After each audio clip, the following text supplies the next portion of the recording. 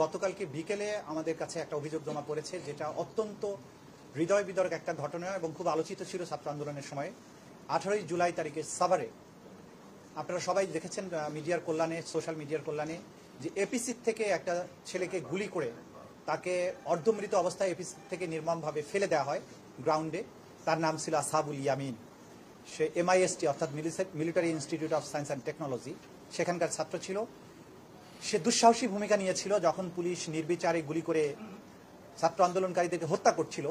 সেই সময় পাশ থেকে সে লাফিয়ে উঠে এপিসি থেকে যে ঢাকনাটা খুলে অভ্যুত্থানকারীদেরকে গুলি করা হচ্ছিল, সে চেষ্টা করেছিল সেই এপিসির ঢাকনাটা বন্ধ করে দিতে, যাতে করে সেই এপিসির থেকে গুলি করে ছাত্র হত্যা করতে না পারে। এই পর্যায়ে যখন সে এপিসির উপরে উঠে যায়, তখন দুজন পুলিশ এসে তাকে প্রথমে গুলি করে আহত করে। এরপরে এপিসির ভেতর থেকে উঠে আরেকটা পুলিশ বের হয়ে সরাসরি তার বুকে গুলি করে তাকে হত্যা করার চেষ্টা করে এবং গুরুতর আহত অবস্থায় এপিসির উপরে তাকে রেখেই অনেকক্ষণ ধরে আন্দোলনকারীদের আশেপাশে এই এপিসি নিয়ে ঘুরে বেড়ায় পুলিশ।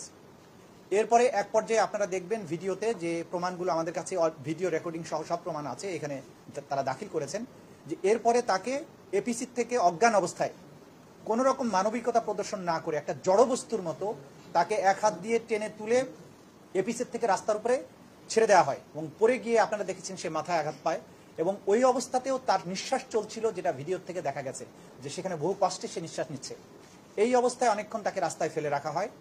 একটু পরে আবার দুজন পুলিশ এসে তাকে টেনে হেঁচড়ে, একটা জড়বস্তুর মতো টেনে হেঁচড়ে তাকে ডিভাইডারের পাশে এসে ফেলে রাখে।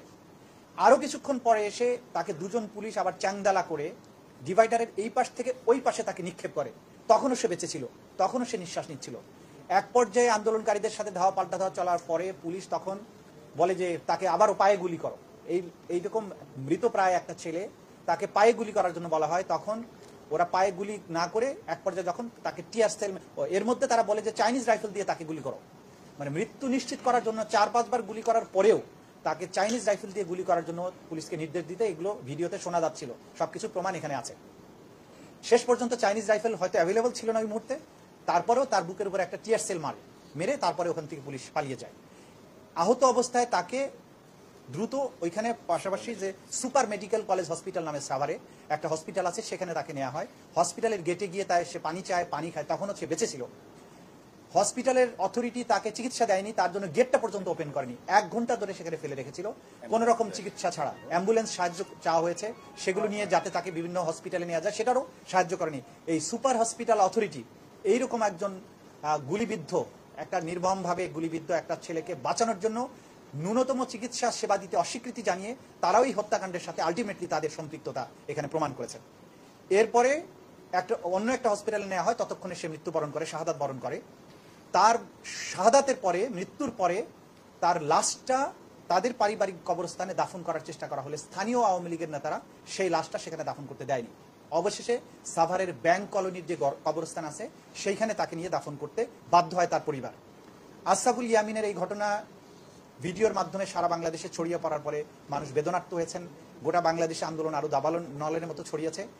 এই যে তার হত্যাকাণ্ড, এইটার জন্য আজকে তার পরিবারের গতকালকে তার পরিবারের পক্ষ থেকে তার মামা এসে আমাদের ট্রাইব্যুনালের কাছে এই ঘটনাগুলো বিস্তারিত বিবরণ তুলে ধরে প্রধানমন্ত্রী সহ 78 জনের বিরুদ্ধে, এখানে পুলিশ প্রশাসন যারা এপিসি চালিয়েছিল, এপিসির ভেতরে যারা ছিল এদেরকে আইডেন্টিফাই করে সাভারের পুলিশের যে সমস্ত অফিসার ছিল সেগুলো সহ যারা চিকিৎসা দিতে বাধা প্রদান করেছে সবার নাম সহ মোট 78 জনের বিরুদ্ধে এই অভিযোগ গতকালকে আন্তর্জাতিক অপরাধ ট্রাইব্যুনালের প্রসিকিউশন টিমের কাছে তারা দায়ের করেছেন।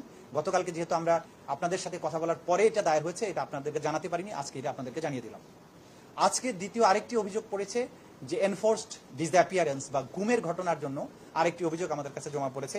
এনামুল কবির নামে একজন তরুণ ব্যবসায়ী, যাকে 2018 সালের 17 নভেম্বর বাসাবোধ থেকে তার যে ব্যবসায়িক কার্যালয় থেকে ডিবি পরিচয়ে তুলে নেওয়া হয়। ডিবির তদানীন্তন অফিসার মশিউরের নির্দেশে তাকে তোলা হয়েছে, এই কথা বলে তাকে নিয়ে যায়। তাকে চোখ বন্ধ করে হাত পা বেঁধে ডিবি অফিসে আটকে রাখে। 26 নভেম্বর তাকে ছেড়ে দেয়। এই সময় পর্যন্ত পুরোটা সময় তাকে ব্লাইন্ড ফোল্ডেড করে তার হাত পা বেঁধে হাত পায়ের মাঝখানে লাঠি ঢুকিয়ে ঝুলিয়ে রাখা হয়েছিল এবং তার কাছ থেকে তথ্য আদায়ের চেষ্টা করা হয়েছিল বিরোধী দলের নেতা কর্মীদের ব্যাপারে, নেতাদের ব্যাপারে, বিশেষ করে জামাত ইসলামীর ব্যাপারে তার কাছ থেকে তথ্য জানতে চাওয়া হয়েছে এবং এইভাবে নির্যাতন করে 26 নভেম্বর তার অফিস থেকে 1 বস্তা বিস্ফোরক সদৃশ্য বস্তু উদ্ধার হয়েছে, এই মর্মে একটা মামলা তার বিরুদ্ধে মিথ্যা মামলা দায়ের করা হয়। এবং সেই মামলায় জেল খেটে পরবর্তী সময়ে সে জামিন পেয়েছিল। এই যে 17 নভেম্বর থেকে 26 নভেম্বর পর্যন্ত আনলফুলি তাকে গোপন কারাগারে আটকে রাখা বা অথবা ডিবি অফিসে আটকে রাখা, পরিবারকে জানতে না দিয়ে, এই ঘটনার দায়ে, এই মানবতা বিরোধী অপরাধের দায়ে তদানীন্তন পুলিশ প্রশাসনের ঊর্ধ্বতন কর্তা ব্যক্তি, প্রধানমন্ত্রী এবং যাদের নির্দেশে এইভাবে পরিকল্পিতভাবে গুমের ঘটনাগুলো ঘটেছে সারা দেশব্যাপী, তাদের সবার বিরুদ্ধে দায়ী করে মোটামুটি 25 জনের নাম উল্লেখ করে তিনি একটা অভিযোগ আমাদের কাছে দায়ের করেছেন। মোটা দাগে এই পর্যন্ত আজকের কাছে আমাদের কাছে আপডেট।